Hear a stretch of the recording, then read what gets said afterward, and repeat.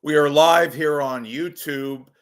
It is a Sunday, July 14th, 2024. And boy, what a whirlwind of news that we've had in the past almost 24 hours. I don't have to tell you, you probably already know.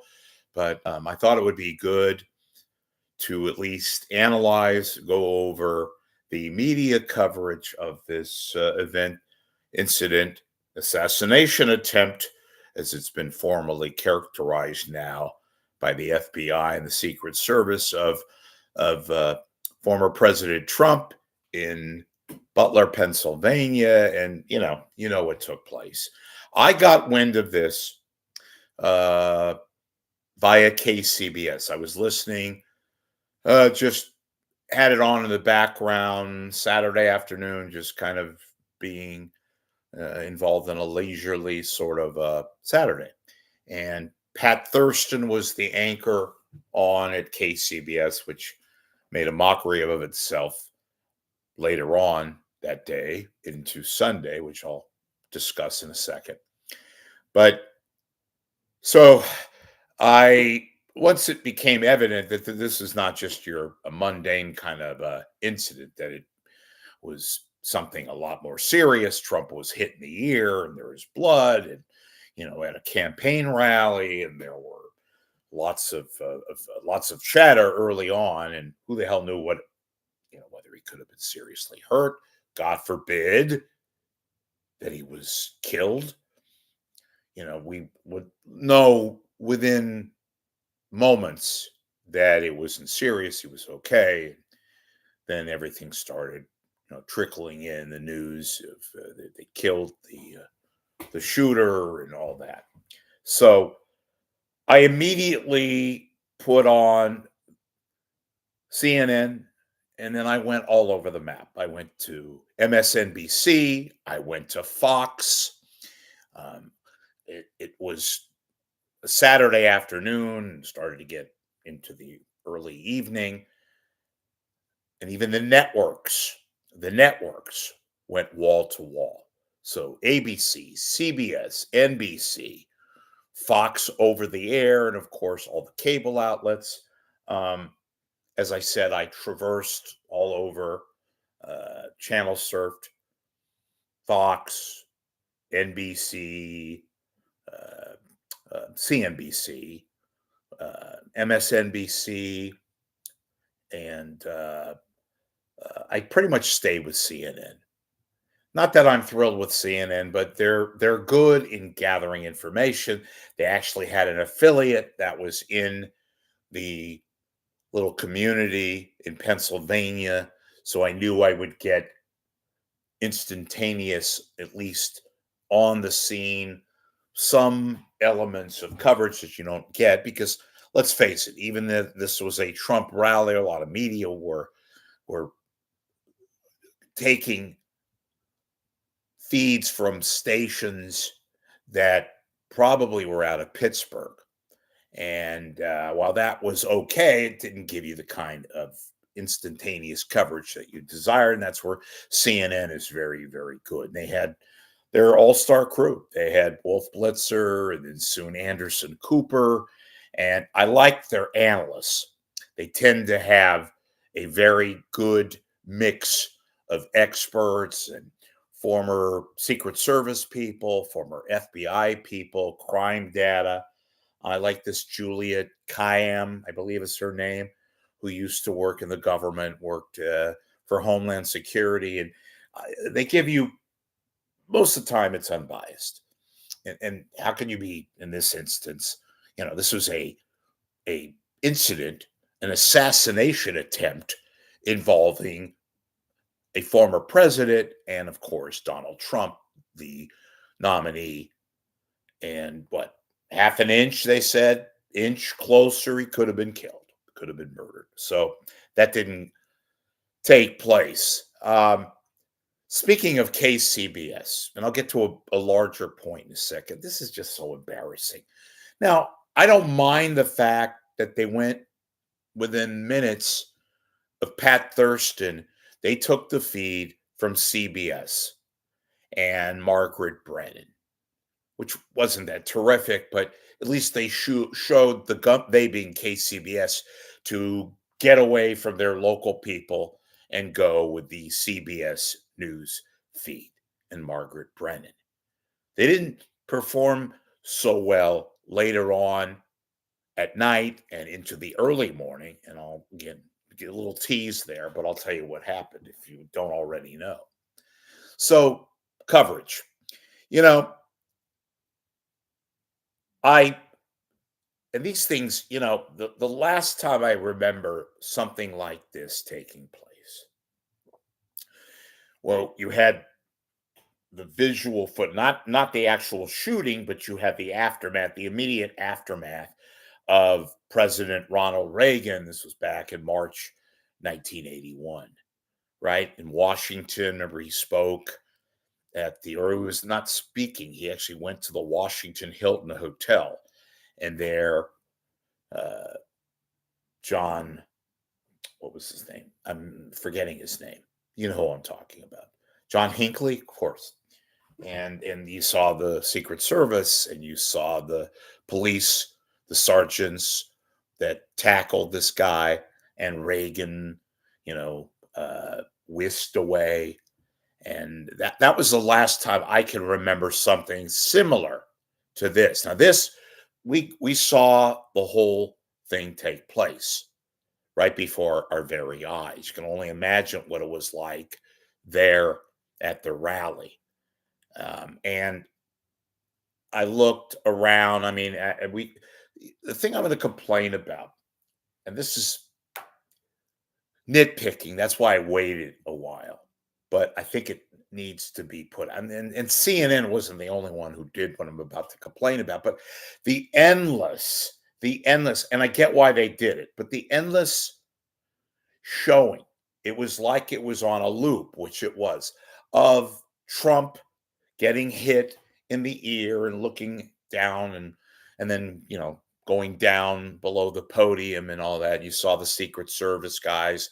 You saw the guy with the rifle who went in front of the podium, and there were people in the background. You hear that one piercing scream by that woman. Presumably she was in the audience, and there was blood. You heard audio evidence there. Remember, get down, get down, get down. And you heard Trump, who was saying things like, let me get my shoes, and putting up the clenched fist, which, by the way, look, the guy got shot. The guy got shot. I'm going to give him every benefit of the doubt. I just found it odd that somebody that literally just within seconds got shot at and actually was hit, could have been killed, could have been assassinated, that he would be clenching his fist and saying fight. And I'm not a conspiracy guy, and I'm not going that way. I just found it just startling. But in any event, CNN over and over and over and over, and they weren't the only ones, but they seemed, I was watching them and I flipped around, showing that endless video. And I guarantee you that they did it. I understand why. It's history. It's history. But I don't know if I'd show that loop every 2 seconds, which is what they were doing. Not 2 seconds, but you know what I mean. It was endless and endless, and it went on and on into late afternoon, and early evening, and late evening. That being said, I think CNN did a pretty good job. Didn't watch a lot of the other networks. I did watch CBS. I mentioned the other, the moment. I'm not crazy about Margaret Brennan, but she was okay. I liked ABC. I liked, yes, believe it or not, Fox News and Bret Baier, and MSNBC was just okay. But as the coverage extended on, then we get into the inevitable, what does this mean? And, I mean, I don't know. I think it takes a while. I think you got to wait a day to start tackling the political situation. Does it help Trump? Does it help Biden? You know what, folks? I think it helps both. And the coverage of the Republican convention in Milwaukee, it's going to have a different tone. And when Trump comes out, presumably on Thursday, and he'll have his nominee announced by then, you know, um, it's going to be magical, and they'll give him a standing ovation and all that. And he'll, wonder what his ear is going to look like and that kind of a thing. So, of course, it's going to help Trump. I think in a way it helps Biden too, because it takes all the news about Biden off of, the main domain, whether it's cable, whether it's the internet, whether it's newspapers, television, you know what I'm talking about. So I thought it was too early, way, way, way, way, way too early, even in these days, to start talking about the political end of what happened in Butler, Pennsylvania. Just my opinion, you know. Um, and we don't know much about this guy, this shooter. He's 20 years old, guy by the name of Crooks from that area. Could have been just a lone wolf. I haven't done a whole lot of digging. I'm sure we're going to get all of that. I find it, like everybody else, shocking and odd that this young man, could get up in that little building at a height no less, 100 yards, 150 yards away from where Trump was speaking, and nobody was around. And then you find the video of this guy screaming for cops and, guards and Secret Service. The guy's got a gun. Where is everybody? Where are the cops? This I still find hard to believe. I realize in a setting like that, there's a lot of people walking around. You have, what they said, 15, 20,000 people, but still people are screaming that there's a guy up on this little, what, ledge, or lodge, I guess, lodge, with a gun, a rifle, no less. You don't see any cops, no Secret Service. And where were the Secret Service around there? Aren't they supposed to be on every rooftop around the vicinity of a rally where you have a former president speaking and the Republican nominee? That is, to me, more confounding than anything else. So, to be continued, and I hope there's an explanation. I imagine that there's going to be a lot of very unhappy, soon to be unemployed Secret Service guys or advanced people who should have had that area walled off, or presumably have, what, marksmen, or it's just still crazy. I'm not second guessing. I've been in situations like that. I remember, God, I was 14 years old, 1976. Jimmy Carter came to San Francisco in June of 76. He was already the nominee. And there was Secret Service everywhere. And you remember Jerry Ford, President Ford. And this, mind you, was when Jerry Ford was shot. I wasn't there then. That was outside the St. Francis Hotel. My point is, there's always security, local police, state police, and of course, Secret Service. Didn't see that in Butler, Pennsylvania, on that little building where this presumed shooter, and they killed him. So I'm not going to start going off on uh, conspiratorial, but there's already people. Anyway, I'm neither here nor there until we have something really solid or proven. Let's not go there yet. So, all in all, I think it was speaking of solid, a good performance by the networks, very good by the cablers, CNN, MSNBC, Fox, Bloomberg. Um, these events are, they're forever going to be in our mind, particularly what happened on Saturday. And of course, even the networks went wall to wall. Happened at a very convenient time for them because it's Saturday, it's summer. A lot of people are on vacation. Some people who are home, what are they doing? They're on the computer or they're watching their televisions. And of course, this incident, this assassination attempt, in Pennsylvania certainly drew a lot of people to their computers and, yes, to their television sets. Quickly, I mentioned KCBS. So they quickly went away from Pat Thurston and took the feed from CBS. Now, overnight, we've got news. We had the ID of the shooter. We have whatever news that took place. People still wanted to know what was going on. A lot of people went to bed, woke up early Sunday morning. And if you happen to put your radio on and tune to KCBS, what did you hear? You heard In Depth, their Sunday program. It's their sort of local interview program.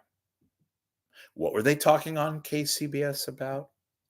Women's sports at 6:30 in the morning. And oh yes, repeated at 9:30. Women's basketball at sports. Now, if you had a real news director at KCBS, they would have called somebody in. They would have at least had, oh, by the way, Doug Sovereign, who is their political editor, is in Milwaukee at the convention that starts on Monday. Did they bother to maybe say, let's bring in somebody, Eric Thomas, Margie Schaefer, and maybe we could talk to Doug, who's in Milwaukee, set the scene. What does it feel like in Milwaukee? What are they talking? Well, of course, they're talking about Trump, but anything they could talk about, any number of people they could have had on the air, wouldn't have cost them that much. What do? They run a taped program from earlier in the week, Thursday, when they tape the uh, the local show In Depth. It was so embarrassing. Once again, KCBS, you are idiots. I shake my head. I should be not surprised. I shouldn't be shocked anymore. But guess what? I'm still shocked. Call me naive. Folks, please make a donation to the blog, which is the vlog now, my YouTube show. I will personally thank you. Those of you that like this show a lot, I'm on pretty much every day, sometimes multiple times. You folks fund me or do not.